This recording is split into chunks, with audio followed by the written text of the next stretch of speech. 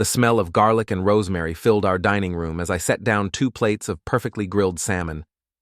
Vanessa hadn't even looked up from her phone when she walked through the door 20 minutes late, her blonde hair still perfect despite claiming she'd been stuck in traffic. The black dress she wore wasn't something you'd pick for a quiet dinner at home with your husband of 12 years. "Smells good," she said without conviction, finally pocketing her phone. Her manicured fingers drummed against the mahogany table my grandfather had built. Everything in our house had history, stories, meaning. Everything except us, apparently. I poured myself a glass of the Cabernet I'd been saving for a special occasion. Seemed fitting now, though not for the reasons I'd originally planned. "So," Vanessa began, cutting her salmon into precise geometric pieces, "I've been thinking about our marriage." Here we go. I'd been expecting this conversation for weeks, maybe months. The late nights at the office, the sudden interest in yoga classes, the way she'd started holding her phone like it contained state secrets. "Have you now?" I kept my voice level, taking a slow sip of wine. "I think we need to explore other options." She said it like she was discussing weekend plans or suggesting a new restaurant. Clinical, detached. Very Vanessa. I set down my fork and leaned back in my chair. "Other options? We're not the same people we were when we got married, Eric. We've grown in different directions. I think we should give each other the freedom to explore what else is out there." The audacity was breathtaking. 12 years of marriage, and she wanted to frame her midlife crisis as some kind of mutual journey of self-discovery. "You know what, Vanessa? You're absolutely right." Her fork paused halfway to her mouth. This wasn't the reaction she'd expected. "We should both explore our options," I continued, reaching for the wine bottle. "Complete freedom.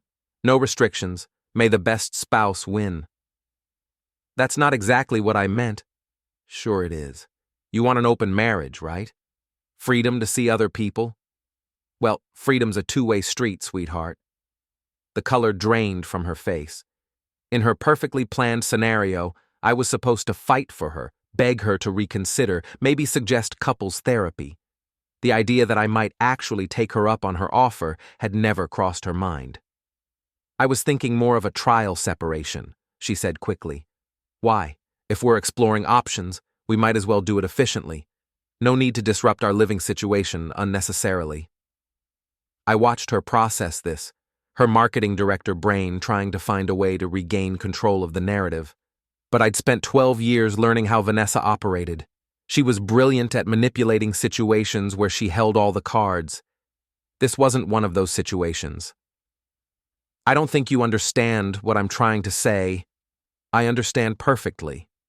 You want to sleep with other people without technically being a cheating wife. You want the safety net of our marriage while you audition for my replacement. Did I miss anything?" Her phone buzzed against the table. She glanced at it instinctively, and I caught the flash of a smile before she remembered where she was. "Is that him?" I asked. "What?" "Your option. The reason for this sudden desire for exploration." "There's no one else, Eric. This is about us." I almost laughed. Vanessa had many talents, but lying wasn't one of them, at least not to me. "Of course there isn't." I raised my glass in a mock toast. "Well then, here's to new adventures. For both of us." She stared at me across the table, probably wondering how her carefully orchestrated conversation had gone so far off script. I could see the wheels turning, trying to figure out how to walk this back without admitting what she really wanted. "Maybe we should think about this more," she said finally. "No need.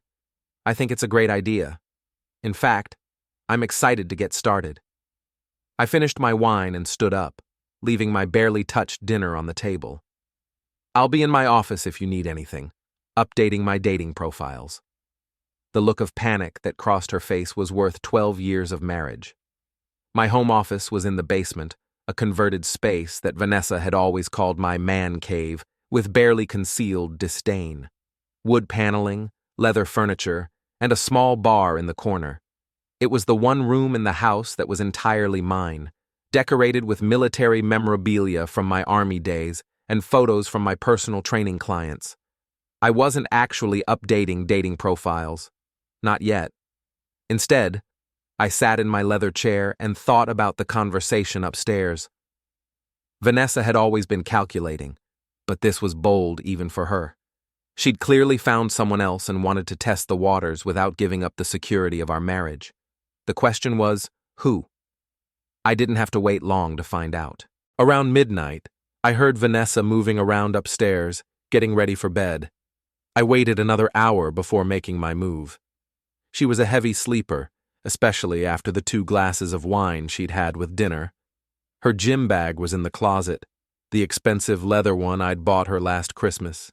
I'd noticed she'd started taking it to work every day, claiming she wanted to start using the corporate fitness center. Vanessa had never shown interest in working out beyond the occasional yoga class. The bag was locked with a small combination lock. Amateur hour. I had it open in 30 seconds. Inside, beneath her pristine workout clothes that still had the tags on them, I found what I was looking for. A second phone, a cheap burner with a cracked screen protector. The messages were all there. Months of them. Can't wait to see you tomorrow. GB. That thing you did in your office? My husband could never. V. Your husband doesn't deserve you. GB. I know, I'm starting to realize that. V. There were photos too. Nothing pornographic, but intimate enough. Vanessa in lingerie I'd never seen. A man's hands on her shoulders, his face conveniently cropped out. GB. Grant Bishop. Had to be. I knew Grant from Vanessa's company parties. Her boss's boss, a guy in his early 40s who drove a BMW and wore expensive suits that couldn't quite hide his soft middle. He had the kind of aggressive handshake and loud laugh that screamed insecurity, but he was climbing the corporate ladder fast enough that people overlooked his personality flaws. Grant was married too. Had been for about 8 years, if I remembered correctly. His wife was a quiet brunette who always looked slightly overwhelmed at company events. I scrolled through more messages, my anger building with each exchange. The arrogance of it all. The way they talked about their spouses like we were inconvenient obstacles to their grand romance. We should go away together. GB. I'd love that. Maybe after I figure out the Eric situation. V. The Eric situation. That's what I was to her now. I put the phone back exactly where I'd found it and locked the gym bag. Vanessa never stirred as I climbed back into bed beside her. But I didn't sleep. I lay there in the dark, staring at the ceiling, and planned. Vanessa wanted to explore her options? Fine, but she was about to learn that I had options too. And unlike her, I wasn't going to ask permission first.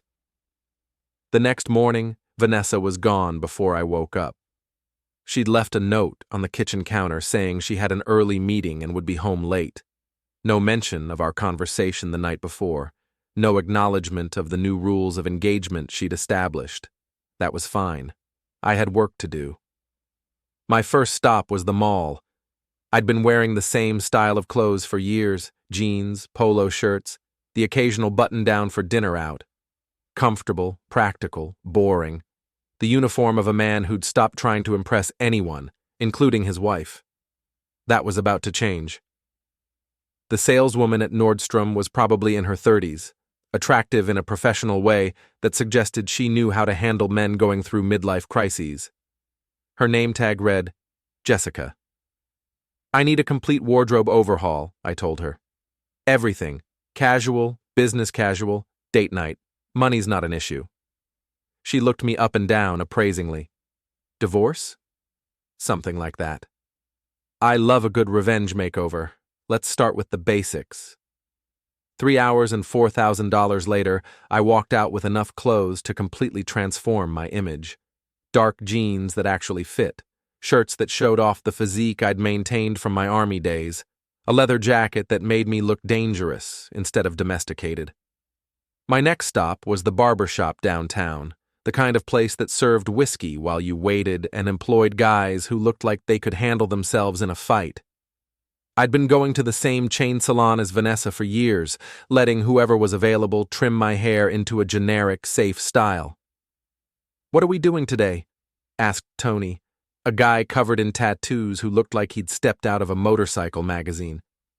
"Something that says, 'I'm not married anymore.'" He grinned. "I got you." An hour later, I looked like a different person.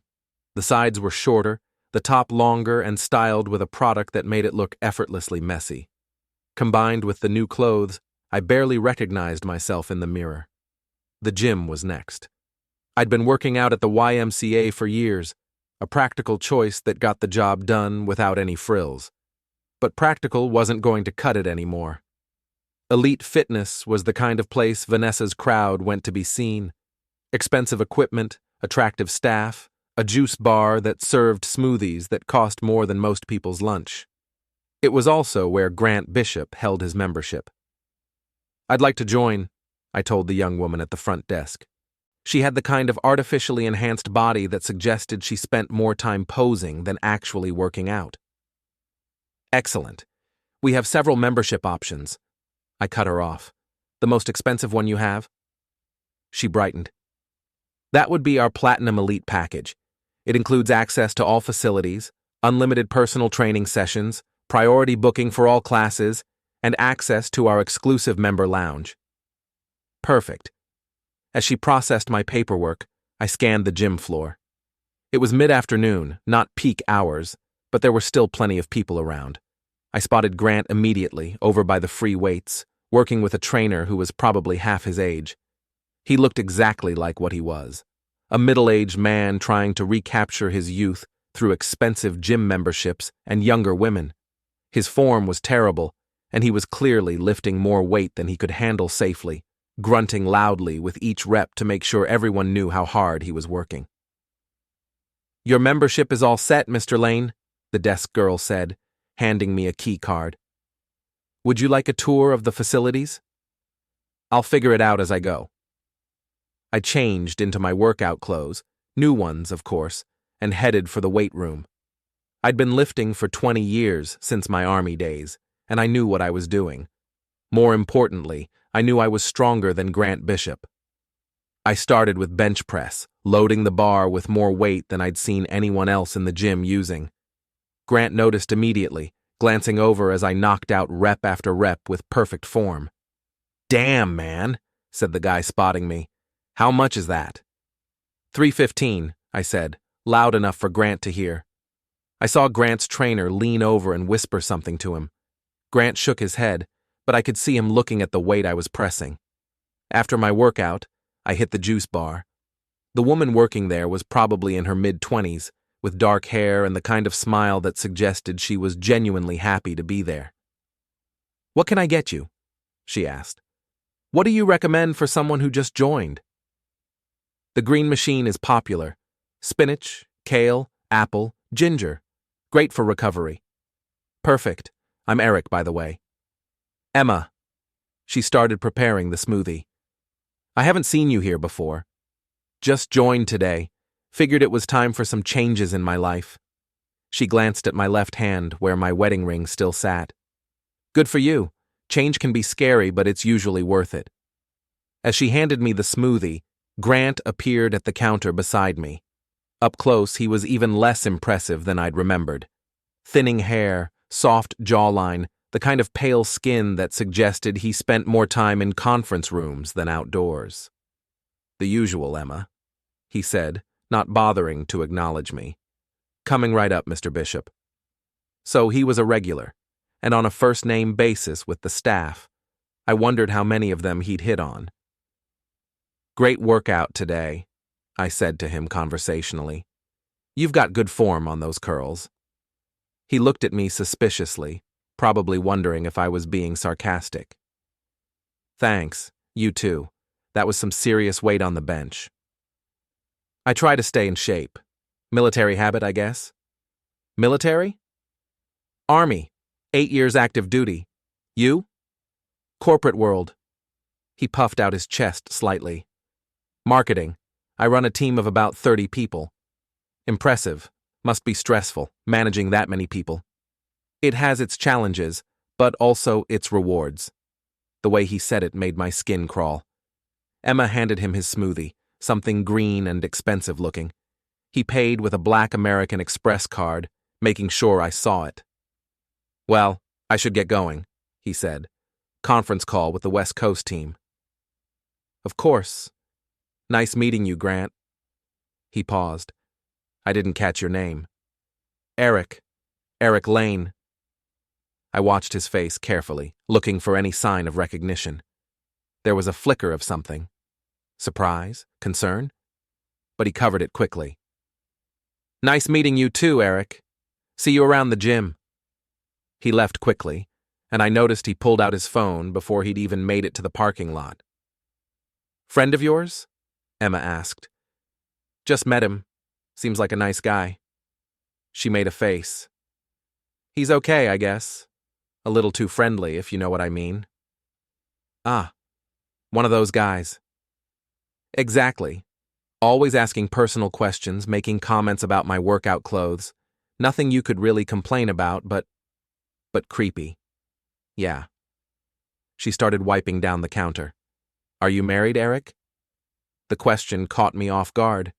It's complicated. She smiled. The best situations usually are. I finished my smoothie and headed home, feeling better than I had in months. The new clothes, the new gym, the new haircut. They were all surface changes, but they represented something deeper.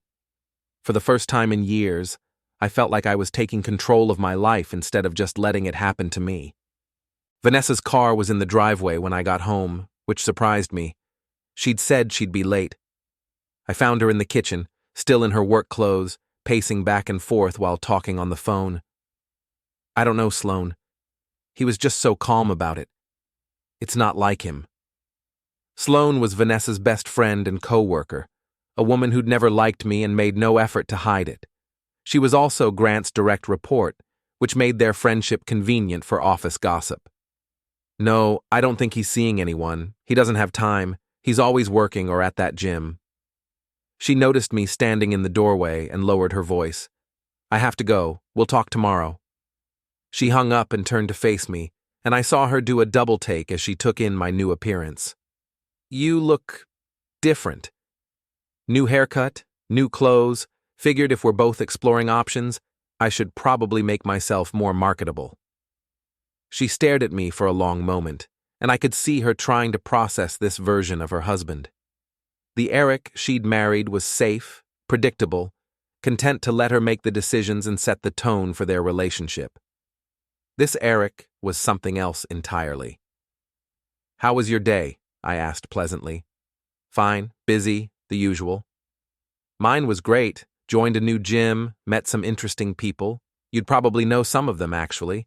It's where a lot of the corporate crowd works out. The blood drained from her face. Which gym? Elite Fitness, beautiful facility, great juice bar. She sat down heavily at the kitchen island. Eric, about last night. What about it? I thought we agreed. We're both free to explore our options. Maybe we should talk about some ground rules. No rules, Vanessa. That's the beauty of it. Complete freedom for both of us. I grabbed a bottle of water from the refrigerator and headed for the stairs. I'm going to shower and change. I have plans tonight. Plans? Dinner, with a friend. It was a lie, but a useful one. I was actually planning to spend the evening researching Grant Bishop and figuring out my next move. But Vanessa didn't need to know that. I left her sitting in the kitchen, staring at her phone like it might provide answers to questions she was afraid to ask. The game had officially begun. My dinner with a friend turned out to be 3 hours at the downtown library, using their public computers to research Grant Bishop's life. Amazing what you could learn about someone with a little patience and the right search terms. Grant lived in Harbor View, the most expensive neighborhood in town, in a house that had been featured in the local lifestyle magazine 2 years ago. He drove a BMW X5 and a vintage Porsche that he took to car shows on weekends. His wife, Linda, was a pediatric nurse who volunteered at the animal shelter and ran half marathons for charity. She seemed nice. Too nice for Grant. I also found his social media profiles, which painted a picture of a man desperately trying to project success and sophistication. Gym selfies, expensive restaurant check-ins, photos of his cars and watches, the kind of performative lifestyle that screamed insecurity. More interesting were the comments on his posts. Lots of female co-workers liking his photos, including several from Vanessa's account going back months. They'd been flirting in public, hiding in plain sight. When I got home around 10, Vanessa was waiting up for me. She'd changed into a silk nightgown that I hadn't seen in years, and she'd done her hair and makeup like she was going out. "How was dinner?" she asked, trying to sound casual. "Great. Really great, actually. I'd forgotten how nice it is to talk to someone who's genuinely interested in what you have to say." She flinched. "Eric, I think we should talk about this whole situation." "What's to talk about? You wanted freedom, you got it. I'm just taking advantage of the same opportunity." "But we're married. We have a history together. Doesn't that mean anything to you?" The hypocrisy was breathtaking. She'd been cheating on me for months, planning her exit strategy, and now she wanted to talk about the sanctity of our marriage because I might actually have other options. "Of course it means something, but you made it pretty clear last night that history isn't enough for you anymore." I sat down on the couch, deliberately not making room for her to join me. "Who did you have dinner with?" she asked. "Someone I met today. Very attractive, very intelligent. We have a lot in common." Another lie, but it served its purpose. Vanessa's face went through a series of expressions: surprise, anger, something that might have been jealousy. That was fast. "What can I say? When you know what you want, why wait?" She stood there for a moment, clearly struggling with how to respond. In her version of this scenario, I was supposed to be the stable, reliable husband waiting at home while she had her adventure. The idea that I might be better at this game than she was had never occurred to her. "I'm going to bed," she said finally. "Good night, Vanessa. Sweet dreams." I stayed up another hour, planning my next moves. Vanessa had given me a gift without realizing it: complete moral justification for whatever I wanted to do. She couldn't complain about my behavior without admitting her own. The next morning, she was gone before I woke up again. But this time, she'd left her gym bag behind. I checked the burner phone. New messages from the night before. My husband was acting strange tonight. I think he might suspect something. V. What kind of strange? GB. He joined your gym, and he said he had dinner with someone. V. Shit. What does he know? GB. I don't think he knows about us specifically, but he's definitely suspicious. V. We should be more careful. Maybe take a break until things cool down. GB. I don't want to take a break. I want to be with you. V. I want that too, but we have to be smart about this. GB. So Grant was getting nervous. Good. Nervous people made mistakes. I put the phone back and got ready for the gym. Time to turn up the pressure. Elite Fitness was busier in the morning, full of people getting their workouts in before work. I spotted Grant immediately. He was on the treadmill, running at a pace that looked more like a fast walk. I got on the machine next to him and set my pace to a full run. After 20 minutes, Grant was clearly struggling, but he was too proud to slow down or get off while I was still going strong. "Morning, Grant," I said, not even breathing hard. "Morning," he panted. "Beautiful day for a run, though I prefer running outside when the weather's nice. There's a great trail that runs along Harbor View. You know the area?" He nearly stumbled. "Yeah, I live over there. Nice neighborhood. I was thinking of looking at houses over there. You know, fresh start and all." "Fresh start?" "My wife and I are exploring our options. Might be time for a change of scenery." I could see him processing this information, trying to figure out how much I knew and what I was really saying. "That's too bad," he said, but he didn't sound like he meant it. "Is it?"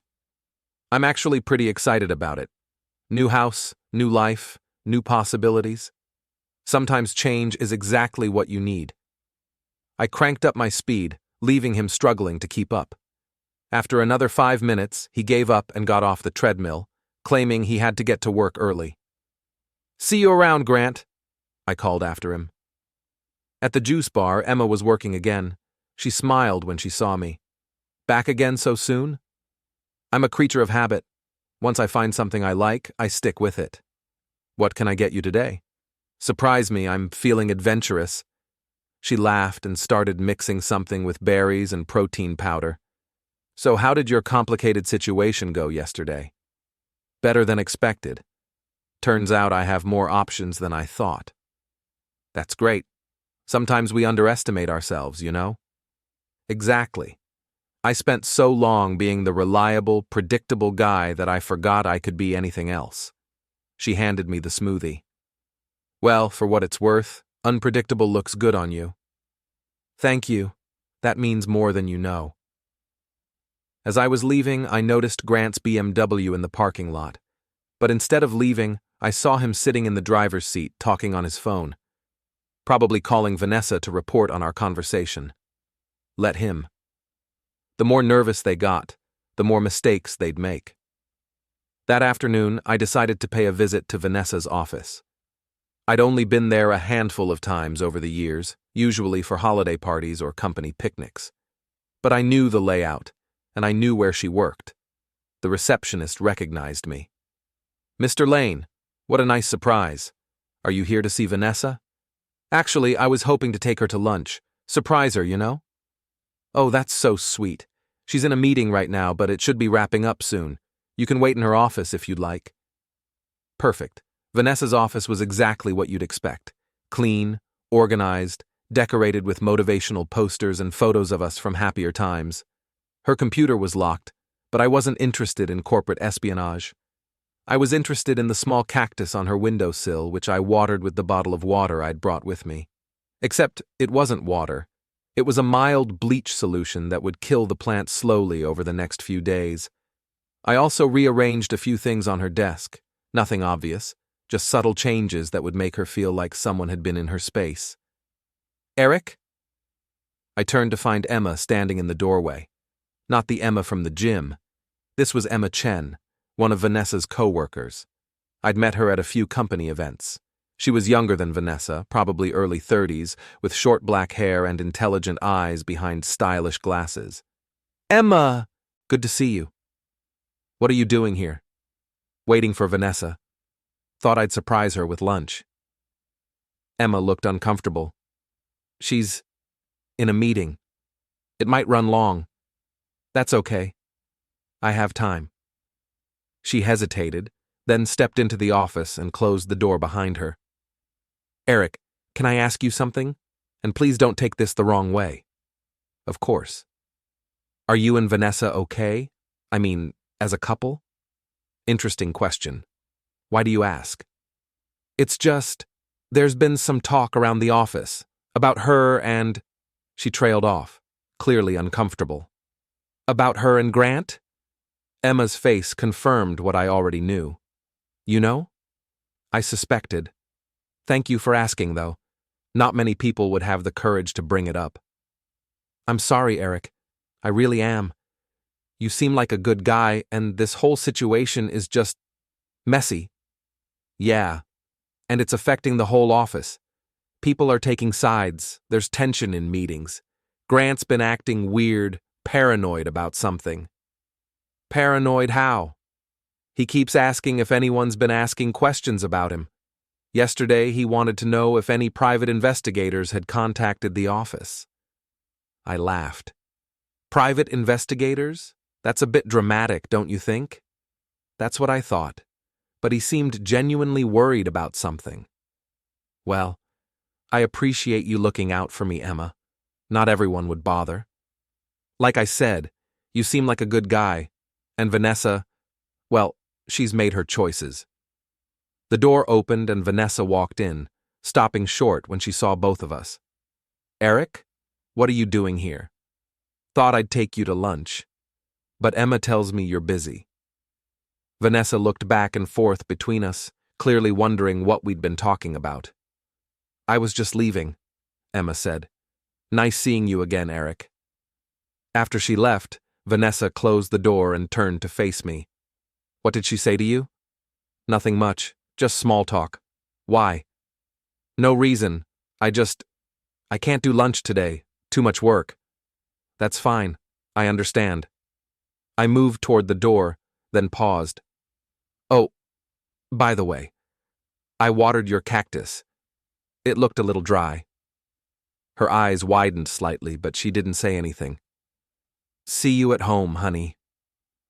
I left her standing there, probably wondering what else I might have done while I was alone in her office. That evening, I went back to Elite Fitness for a second workout. Grant wasn't there, but I made sure to chat with several of the staff members, establishing myself as a regular, making friends. When I got home, Vanessa was on the phone again, speaking in hushed tones. She hung up quickly when she saw me. How was your day? I asked pleasantly. Fine. Yours? Great. I stopped by your office to take you to lunch, but you were busy. Emma seemed nice. What did you two talk about? This and that.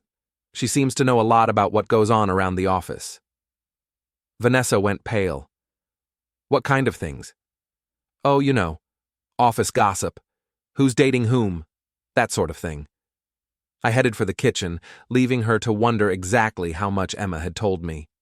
I'm making dinner, I called back. Unless you have other plans?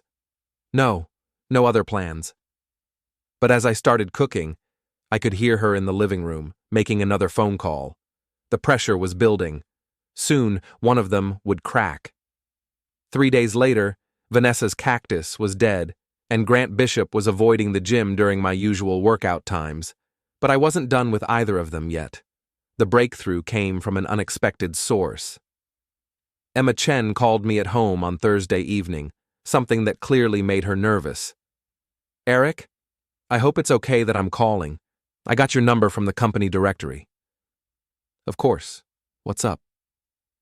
I probably shouldn't be telling you this, but there's going to be a company happy hour tomorrow night at Murphy's Pub downtown, and I think you should know that Grant and Vanessa have been planning to meet there. Together? Not officially, but I overheard them talking about it. Grant's been telling people his wife is out of town, and Vanessa mentioned she'd be working late. I see. I just thought you should know, in case you wanted to, I don't know, do something about it. Thank you, Emma. I really appreciate you looking out for me. Vanessa doesn't deserve you, Eric. I hope you know that. After I hung up, I sat in my office and planned. A public confrontation wasn't my style, but maybe it was time to force their hand.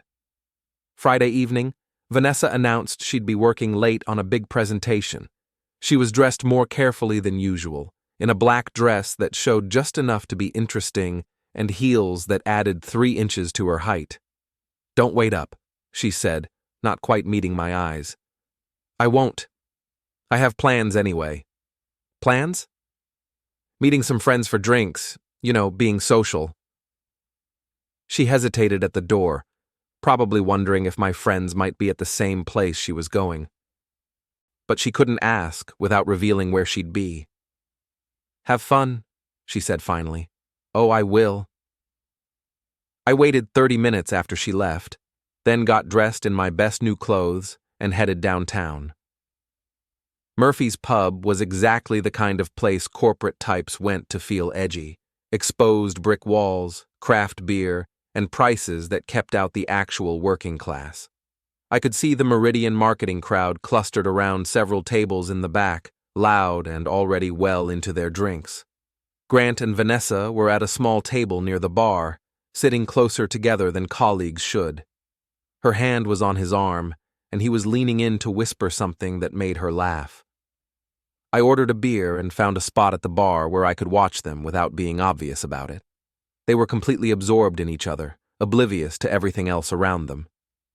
Eric? I turned to find Emma Chen beside me, looking surprised.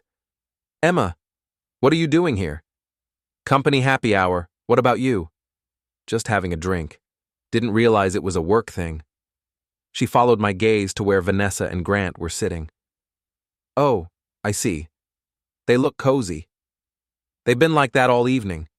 It's honestly kind of embarrassing. Everyone's pretending not to notice, but everyone's noticing. Yeah, Sloane keeps running interference, trying to distract people, but it's pretty obvious what's going on. As if summoned by her name, Sloane appeared at the bar beside us. She was a tall, thin woman with sharp features and an expression that suggested she'd been sucking on lemons. "Eric," she said coldly, "I didn't expect to see you here."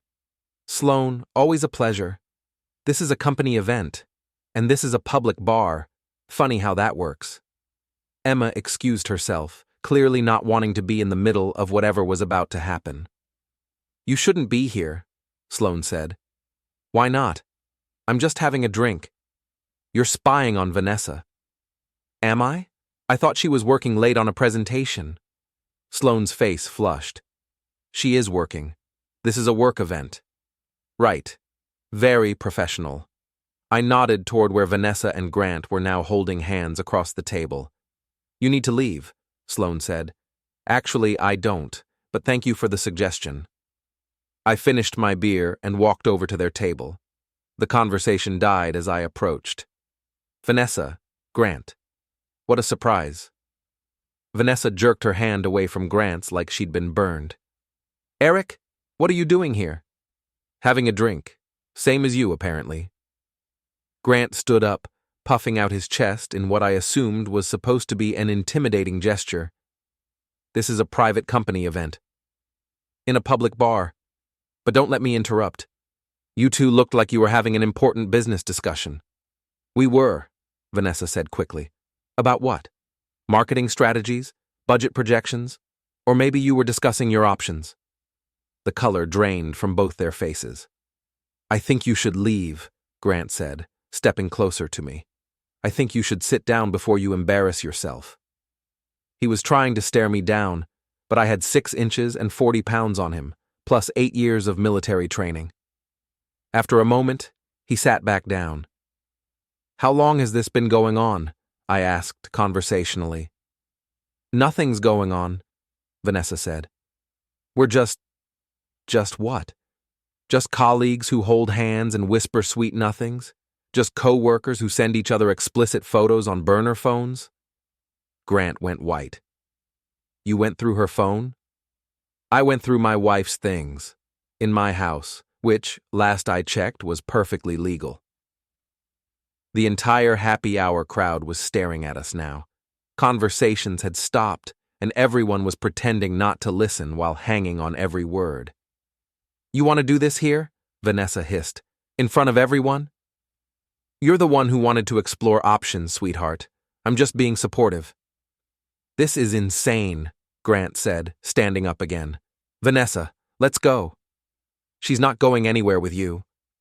"You can't tell her what to do. Neither can you. But unlike you, I'm not married to someone else." That hit home. Grant's wife was probably at home right now, thinking he was working late or out with the boys. "This is none of your business," Grant said. "My wife is absolutely my business." "Not anymore. She's made her choice." "Has she?" "Because from where I'm standing, it looks like she's trying to have it both ways. Keep the stable husband at home while she plays with the shiny new toy." "That's enough," Vanessa said, standing up. "Eric, we'll talk about this at home." "Will we? Because you've been avoiding that conversation for weeks." "I haven't been avoiding anything." "Really? So you told me about Grant? About the months of sneaking around, the secret phones, the lies?" The entire bar was silent now. Even the bartender had stopped pretending to work and was openly listening. "You're making a scene," Vanessa said. "I'm making a scene? You've been screwing your boss for months, and I'm the one making a scene?" Grant finally found his courage. "That's enough. You need to leave. Now." "Or what?" "Or I'll call security." I laughed. "Security? At Murphy's pub? You mean Dave, the 60-year-old bartender?" "I mean the police. And tell them what? That your girlfriend's husband showed up at a public bar and hurt your feelings?" Grant pulled out his phone, but Vanessa grabbed his arm. Don't! Please! This is already bad enough. She was right. By Monday morning, everyone at Meridian Marketing would know about their affair. Her reputation would be in ruins, and Grant's wouldn't be much better. You're right, I said. This is bad enough. For both of you. I looked around the room at all the faces staring at us. Enjoy your evening, everyone.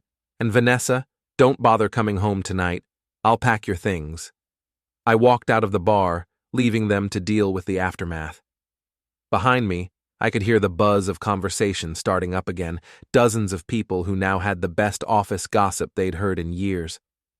My phone started ringing before I made it to my car.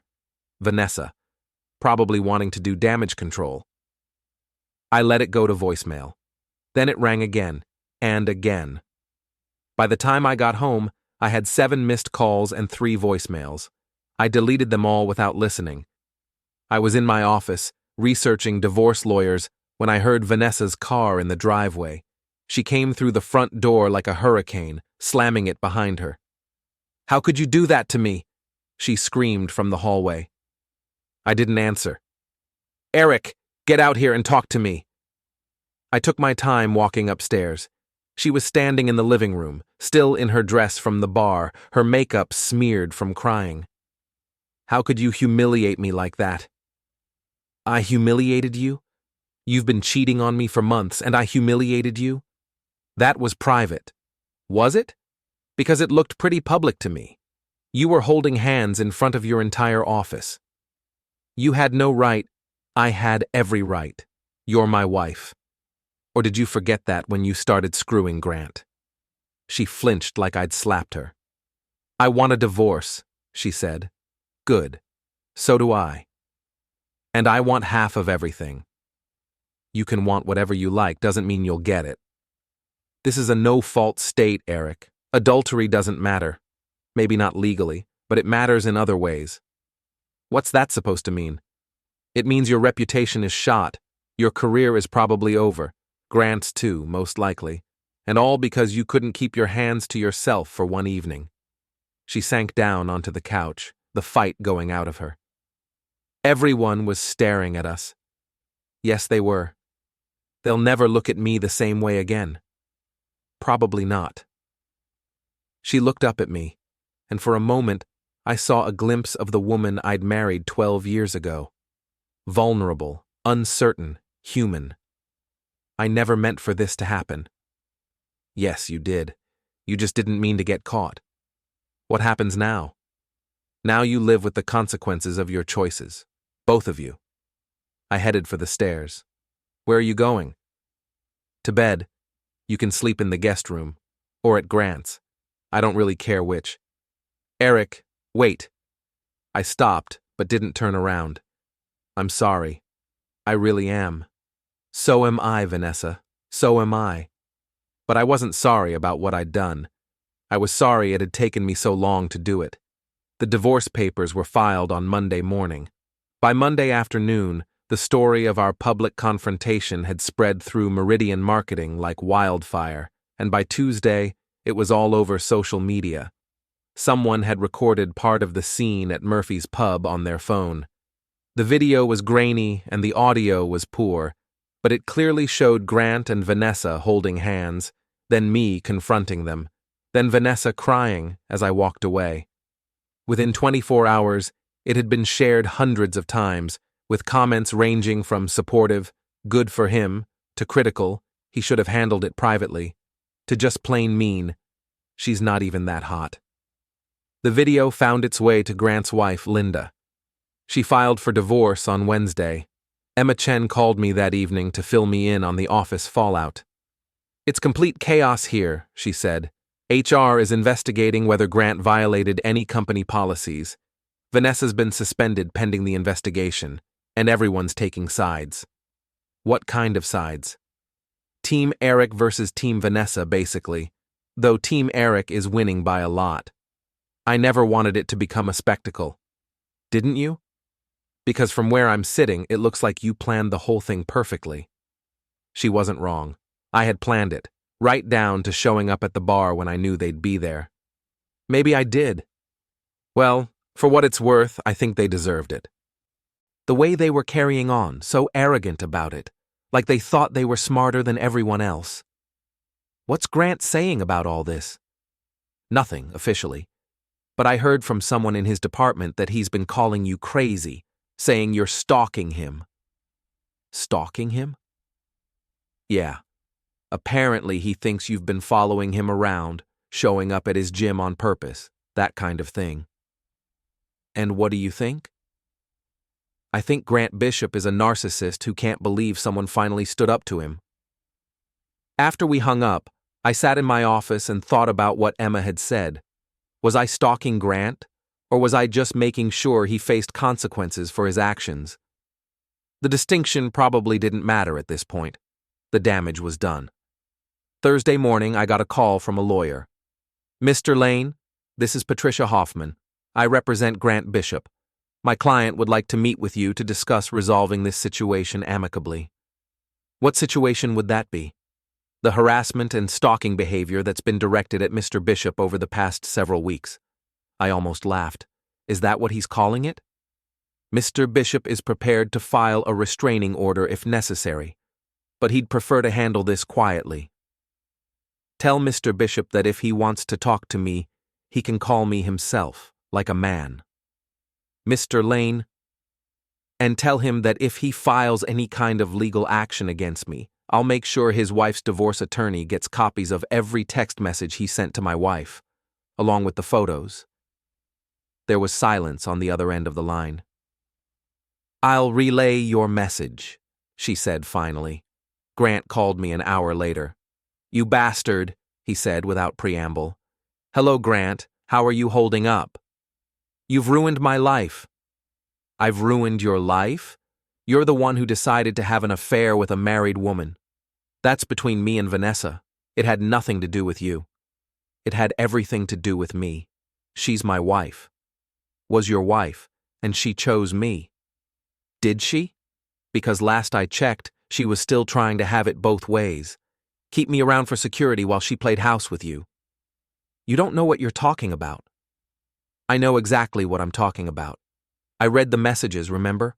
All of them, including the ones where she said she wasn't ready to leave me yet. Grant was quiet for a moment. What do you want? He asked finally. I want you to leave me alone. Stop calling lawyers. Stop threatening restraining orders. Accept that your actions have consequences and move on with your life. And if I don't? Then I make things much worse for you. How? I'm creative, Grant, and I have a lot of free time now. He hung up on me, but the calls to lawyers stopped. Friday afternoon, Vanessa came by the house to pick up more of her clothes. She'd been staying at a hotel since our confrontation at the bar, probably because Grant's wife had kicked him out and he was staying at a hotel too. The house is beautiful, she said, looking around the living room like she was seeing it for the first time. It always was. I know, I stopped noticing, I guess. She was different now, quieter, less confident. The public humiliation had knocked the fight out of her. I got fired, she said. I'm sorry to hear that. Are you? I'm sorry you lost your job. I'm not sorry about why you lost it. She nodded. That's fair. What will you do now? I don't know. Grant got demoted, but he still has a job. His wife is taking him for everything, though, and his reputation in the industry is pretty much shot. And you two? We're taking some time apart to figure things out. Ah. He blames you for everything that happened, says you orchestrated the whole thing. What do you think? She looked at me for a long moment. I think you're smarter than either of us gave you credit for. Maybe I am. I think you played us both from the beginning. Did I? Or did I just give you enough rope to hang yourselves? Does it matter? Not really. She finished packing her things and loaded them into her car. As she was getting ready to leave, she turned back to me. For what it's worth, Eric, I really am sorry. Not just about getting caught, about all of it. I know you are. Do you think you'll ever forgive me? I don't know. Maybe. But I'll never trust you again. I understand. She drove away, and I watched from the window until her car disappeared around the corner. That evening, Emma Chen called me one last time. I wanted to let you know, I'm leaving Meridian Marketing. Because of all this? Partly, but also because I got a better offer. A company in Boston wants me to head up their marketing department. Congratulations, that's wonderful. I was wondering, would you like to have dinner sometime before I leave town? I thought about it. Emma was attractive, intelligent, and she'd been kind to me when she didn't have to be. In another time, another situation, I might have said yes. I appreciate the offer, Emma. I really do. But I think I need some time to figure out who I am when I'm not married to Vanessa. I understand. But Eric? Yeah? Don't let what she did make you afraid to trust people again. There are good people out there, people who would never do what she did to you. I'll try to remember that. After we hung up, I poured myself a glass of the expensive whiskey I'd been saving for a special occasion and sat in my office, looking at the photos on the walls. Pictures from my army days, from my personal training business, from the early years of my marriage when Vanessa and I were actually happy. I thought about what Emma had said, about not letting Vanessa's betrayal make me afraid to trust again. She was probably right. But right now, I was enjoying the silence, the peace of not having to worry about what someone else was thinking or feeling or planning behind my back. My phone buzzed with a text message. For a moment, I thought it might be Vanessa, but it was from Derek, my old army buddy. Heard about the divorce, you okay? Better than okay, I texted back. Good, you deserve better than her anyway. Thanks. Beer tomorrow night? Absolutely. I put the phone aside and raised my glass in a toast to the empty room. To options, I said aloud, and to closing the ones that never should have been opened. 6 months later, the divorce was final. Vanessa got less than she'd hoped for. Her affair had given me some leverage in the negotiations, despite what she'd said about no-fault divorce. She moved to another city, supposedly to start fresh. Grant Bishop was still in town, still working at a lower-level position, still trying to rebuild his reputation. His ex-wife had indeed taken him for everything. I kept the house, kept my business, and slowly started building a new life. I never did call Emma Chen, though I sometimes wondered how she was doing in Boston. And I never remarried, though not for lack of opportunities. I'd learned something about myself during those months of planning and executing my revenge against Vanessa and Grant. I was capable of things I'd never imagined, patient, calculating, ruthless when necessary. It wasn't necessarily a bad thing to know about yourself, but it was the kind of knowledge that changed how you looked at the world and how you let other people into your life. Vanessa had wanted to explore her options. In the end, she'd learned that some doors once opened could never be closed again, and some choices carried consequences that lasted long after the thrill of making them had faded.